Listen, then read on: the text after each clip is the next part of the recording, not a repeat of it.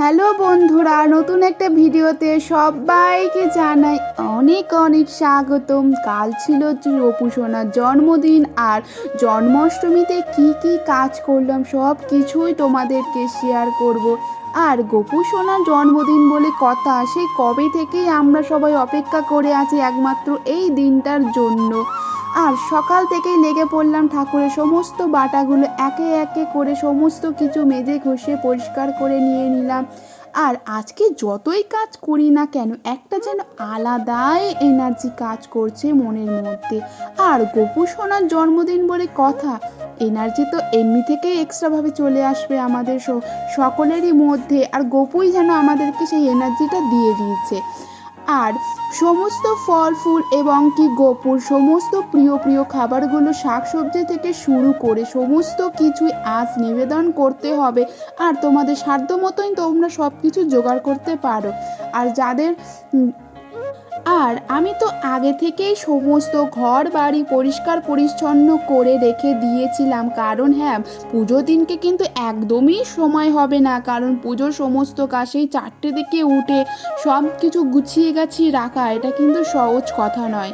সেই কারণে আগে থেকেই রেডি করে রেখেছিলাম।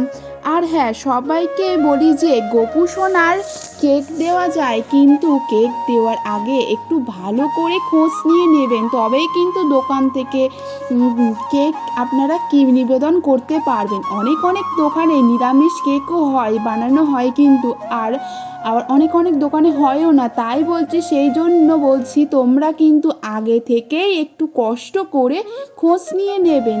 আর যতটা পারবেন চেষ্টা করবেন বাড়িতে সমস্ত কিছু গোপুর প্রিয় প্রিয় খাবারগুলো, ভোগগুলি নিজের হাতেই রান্না করে নিবেদন করবেন, তাহলে আরও বেশি করে খুশি হবে আমাদের গোপুলো সোনা। আর জন্মাষ্টমী বলে কথা, সমস্ত কিছু তো করতেই হবে।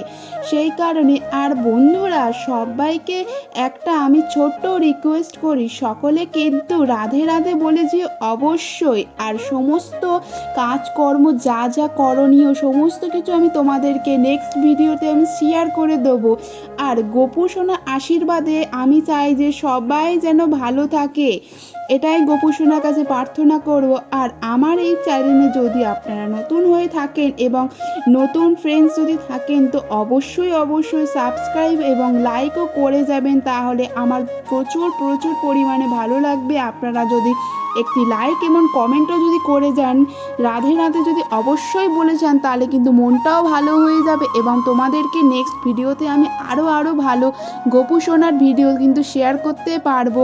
আমি পরের ভিডিওতে গোপু সোনার সমস্ত কাজ বা সমস্ত খাবার দাবার কীভাবে কী করতে হয় তোমাদেরকে কিন্তু আমি আগে থেকে শেয়ার করে রেখে দেব।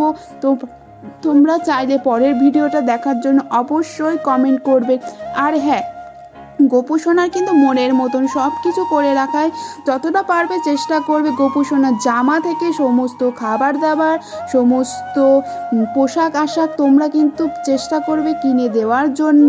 তোমরা চাইলে পুরানো জামা যদি বাড়িতে থেকে থাকে, নতুনভাবে কেচে কুচে ভালোভাবে সেটাকে শুকিয়ে তোমরা গোপু সোনাকে পরাতে পারো, তাতে কোনো অসুবিধা নেই। তোমরা যদি চাও তো তোমাদের